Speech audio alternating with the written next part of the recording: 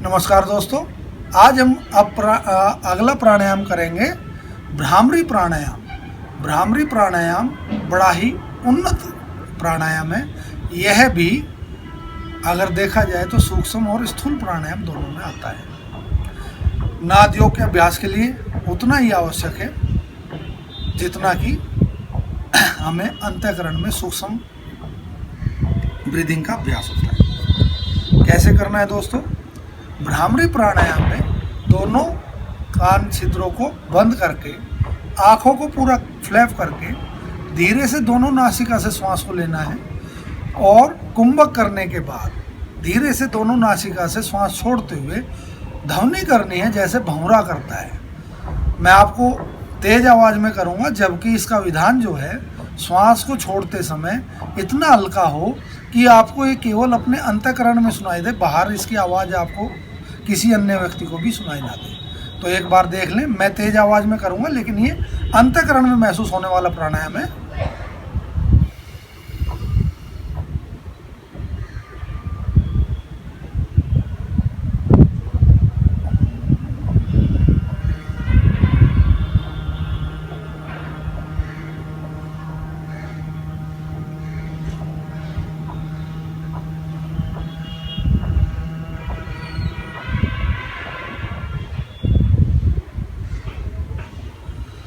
तो दोस्तों, ये नाद योग के अनुसंधान के लिए बहुत ही अच्छा प्राणायाम है। नाद योग इसी से प्रस्फुटित होता है और शुरू में तो हमें कान बंद करने की आवश्यकता पड़ती है, लेकिन धीरे धीरे कान बंद करने की आवश्यकता नहीं रहती।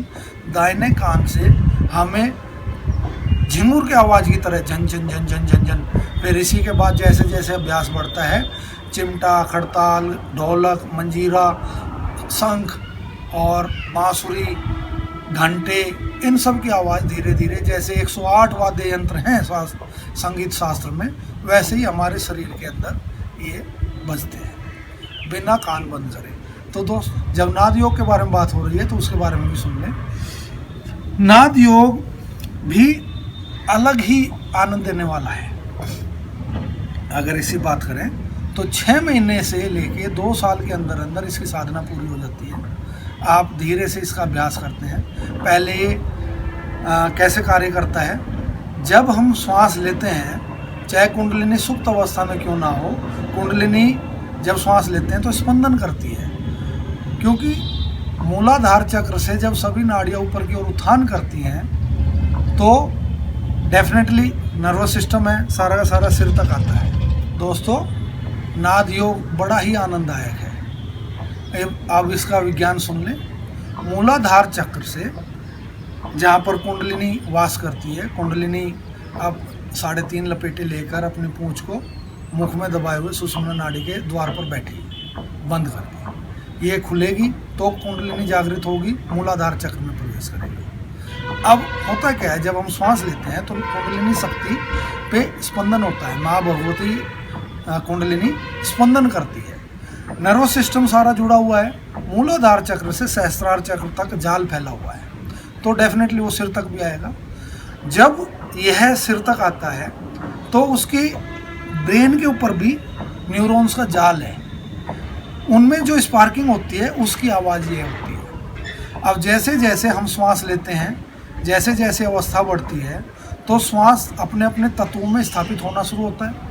तत्वों में स्थापित होने से श्वास की गति घटती बढ़ती है, उसी हिसाब से इसकी ध्वनि परिवर्तित होती है, उसी हिसाब से स्पार्किंग होती है, उसी हिसाब से चक्रों का भेदन होता है। दोस्तों, जैसे जैसे इसका अभ्यास बढ़ता है तो इसमें प्रकाश प्रस्फुटित होता है। प्रकाश प्रस्फुटित होगा तो हमें अपने आप इसके अनुभव दिखाई देंगे और अंत में बड़ा ही सुनहरे प्रकाश में ओमकार की ध्वनि सुनाई भी देती है और दिखाई भी देती है।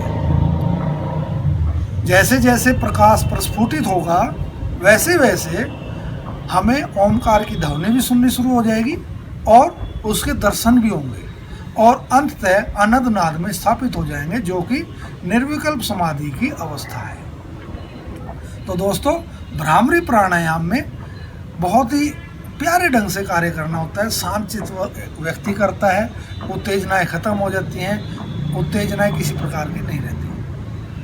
अब दोस्तों, इसमें त्रुटियां भी करते हैं। अभी मैं आपको ज्ञात है नहीं है, जैसे कि आयुष विभाग के अनुसार क्वालिटी काउंसिल ऑफ इंडिया के अंडर मैं योग एग्जामिनर के तौर पे कहीं जाता हूँ, अलग अलग जगह पे जाना होता है, तो वहाँ पे कुछ लोगों की भ्रामरी प्राणायाम की बहुत बड़ी त्रुटि सामने आई। उनका अभ्यास किस ढंग से है, वो कहते हैं कि हमने वहाँ से सीखा, लेकिन गलती वो खुद करते हैं, लेकिन वो नाम किसी और के ऊपर डालने वाली आदत होती है, तो ऐसी भी होती है। उनकी क्या गलती है और कहाँ पे गलती करते हैं वो समझिए। वे क्या करते हैं, आँख बंद करी,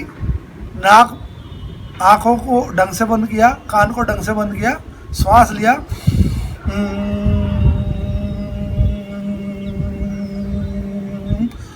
अंगूठे को कान पे बार बार प्रेशर डाल रहे हैं। उससे क्या होता है, कई लोगों के कर्णघात यानी कि कान के पर्दे फट गए, कान जख्मी हो गए और उसका फ़ायदा कुछ नहीं हुआ। तो ऐसी गलती ना करें दोस्तों, जिससे हमें भुगतान करना पड़े। नाद योग सूक्ष्म योग की तरफ लेके जाता है। सिद्ध योग का एक परंपरा का सिस्टम है और बड़ा ही आनंददायक है। इसके लिए भ्रामरी प्राणायाम का अभ्यास, इसका अभ्यास बड़ा ही सूक्ष्म है। किसी को नाद योग के बारे में समझना हो तो आप पूछ सकते हैं, लेकिन ये गुरुगत ज्ञान है, इसलिए बहुत सारे फैक्टर्स हैं जो खुल के नहीं बताए जा सकते, वो मैं आपको बता दूं। लेकिन सिद्ध परंपरा में इसका अभ्यास कैसे होता है वो मैं थोड़ा सा जिक्र कर सकता हूं, ताकि आप लोग भटके नहीं। और दोस्तों, इसके अभ्यास के बाद अगला प्राणायाम हमारा चलेगा अगली बार मूर्छा प्राणायाम का, केवली प्राणायाम जो कि घेरण संहिता में है, और पल्वनी प्राणायाम जो कि हठ योग प्रदीपिका में है, उसके बारे में बताया जाएगा। हालांकि ये सूक्ष्म प्राणायाम है, आगे जाके इनमें प्राणायाम के लिए प्रयास किया नहीं जाता, ये स्वैत होने शुरू हो जाते हैं, पर फिर भी जितना थ्योरेटिकल बताया जा सकता है उतना कोशिश करी जाएगी। तो दोस्तों, जितने लोगों को इसका ज्ञान हो, आप लोग इसके लिए प्रचार प्रसार करें, लोगों तक शेयर करें सही इन्फॉर्मेशन के साथ, सब्सक्राइब करें, कमेंट करें, किसी को ज़रूरत हो तो पूछे भी। नमस्कार, धन्यवाद दोस्तों।